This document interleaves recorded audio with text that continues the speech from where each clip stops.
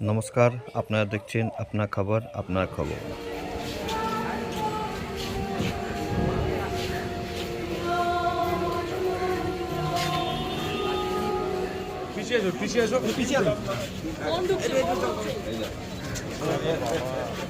তুমি ঢুকছি আমি ফোন তো ঢুকবেই এই স্যার একটু হাতটা নাও এক মিনিট দাঁড়ান স্যার নাও ভাই তুই কোথায় আমি কোথায় হাত ঢুকছো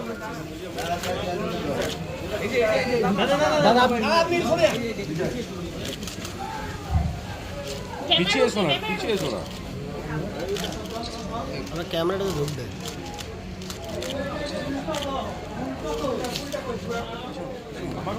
হ্যাঁ, সবাই দাদা একটু হাত একটু দেখো নাম না বললে হয় না। ববিদের কাজে আছে একটু তো অমিত শেষ করে দিয়ে দেবো কাজে।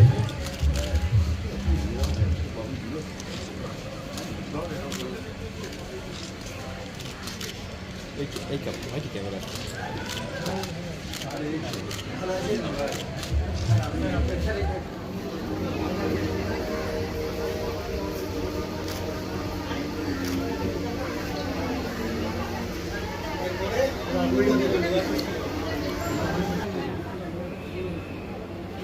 खुद को समाधि में खड़ा है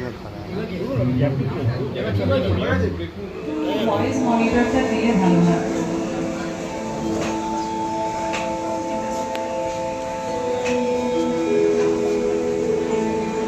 নমস্কার,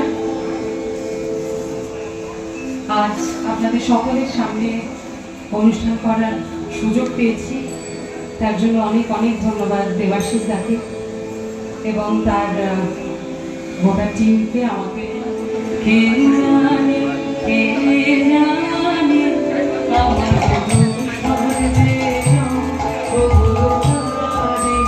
কে জানে, কে জানে আমার স্বর্গে কোথায়।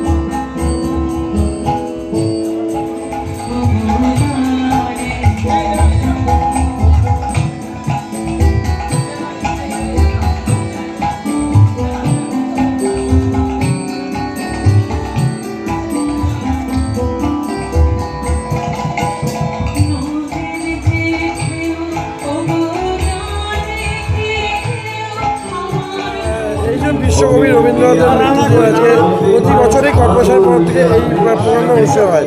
কি বলবেন?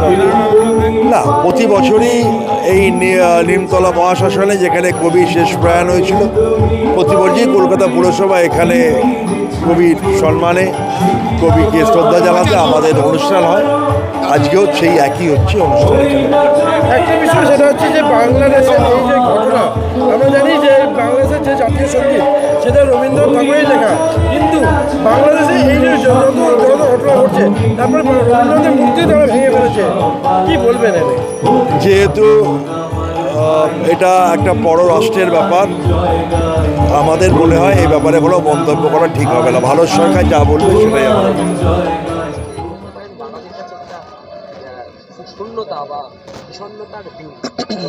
বাঙালি অবাঙালি সকলেই যারা বাংলায় থাকে আজকের 22শে শ্রাবণের দিনে সকলে শ্রদ্ধা জানাচ্ছেন।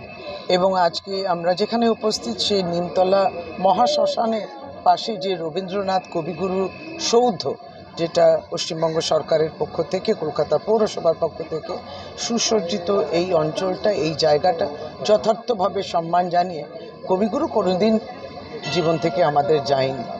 এই আবেগ নিয়ে আজকে আমরা শ্রদ্ধা জানাই এবং আপনারাও প্রত্যেকে সমবেত হয়েছেন। আজকে বিভিন্নভাবে একটা গাম্ভীর্য থাকে নিশ্চয়, তবে কবিগুরু রবীন্দ্রনাথ ঠাকুর এই দেশ এবং প্রতিবেশী আমাদের দেশ সকলেরই জাতীয় সঙ্গীত সহ আজকে কবিগুরুর অনেকগুলোই ভাবনা চিন্তা আমাদের চলে আসে। প্রতিবেশী দেশ বাংলাদেশে দেখা যাচ্ছে রবীন্দ্রনাথ ঠাকুরের মূর্তি ভাঙা এটা ঠিক আছে? না, দেখুন, আলাদা আমরা কিছু এটা নিয়ে বক্তব্য রাখবো না। আমাদের রাজ্যের মাননীয় মুখ্যমন্ত্রী বলেছেন, সকলকে তিনি অ্যাপিল করেছেন প্রত্যেকে সংযত থাকুক, শান্তি ফিরে আসুন। দিদি, এই প্রসঙ্গে একটা রাজনৈতিক প্রতিক্রিয়া, সেটা তৃণমূলের তরফেও শীর্ষ নেতৃত্ব একেবারে স্পষ্ট করে দিয়েছে কেউ যাতে কোনো রকম মন্তব্য সেইভাবে না করে।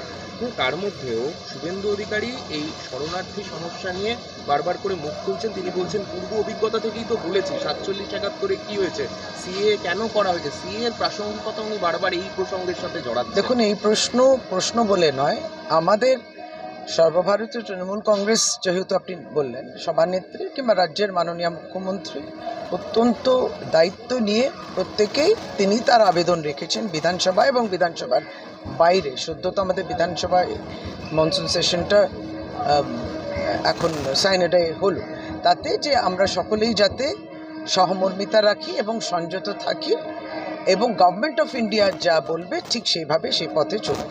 এর বাইরে আর কিছু বলার নেই আলাদা। যথোচিত মর্যাদায় এই দিনটাকে পালন করে, এটা বাঙালির কাছে ভীষণ একটা মানে অভাবের। আমাদের আবেগ, আমাদের জীবন, আমাদের জন্ম থেকে মৃত্যু সবটাই রবীন্দ্রনাথ। আমরা বাঙালি হিসেবে গর্বিত, সেটাও অনেকটা রবীন্দ্রনাথ ঠাকুরের জন্য। তাই তাকে অবলম্বন করে, তাকে আমরা দেখিনি চোখে, মানে আমার জন্মের আগে তিনি চলে গেছিলেন, কিন্তু তাকে জড়িয়েই যেন মনে হচ্ছে আমাদের জীবনটাই রয়েছে। তাই এই দিনটা আমরা সবাই ভাবি যে এই দিনটা আমার জন্মের আগে এলো কেন আমরা রবীন্দ্রনাথ ঠাকুরকে দেখলাম না। এটা আমাদের এই প্রজন্মের একটা আক্ষেপ যে আমরা কেউ দেখতে পেলাম না রবীন্দ্রনাথ, কিন্তু এই দিনটা এসে শ্রদ্ধা জানিয়ে তাকে অনুভব করার চেষ্টা করি। রবিদা, প্রতিবেশী রাষ্ট্র বাংলাদেশ, সেখানকার জাতীয় সঙ্গীত তো আমাদের এই বিশ্বকবিরই লেখা। আমরা বাঙালি মানতে চাইছে না, ওরা রবি ঠাকুরের মূর্তি ভেঙে ফেলছে। এটা ইন্টারন্যাশনাল ব্যাপার, আমি কিছু বলতে চাই না, কিন্তু রবীন্দ্রনাথকে কি মুছে ফেলা যায়? রবীন্দ্রনাথকে কি সরিয়ে ফেলা যায়? বিশ্বকবি বিশ্ব মানুষের হৃদয়ে থাকে, তাকে কেউ কোনোদিন সরিয়ে ফেলতে পারে না। বাঙালির হৃদয়ে রবীন্দ্রনাথ রাজ করেন, এটা সবাইকে অনুভব করতে হবে। আপনি নিজে যখন এই ভিডিওগুলো দেখলেন, আপনি কতটা ব্যথা পেয়েছেন? ব্যথিত, অত্যন্ত ব্যথিত। আপনারা দেখলেন আপনার খবর, আপনার খবর।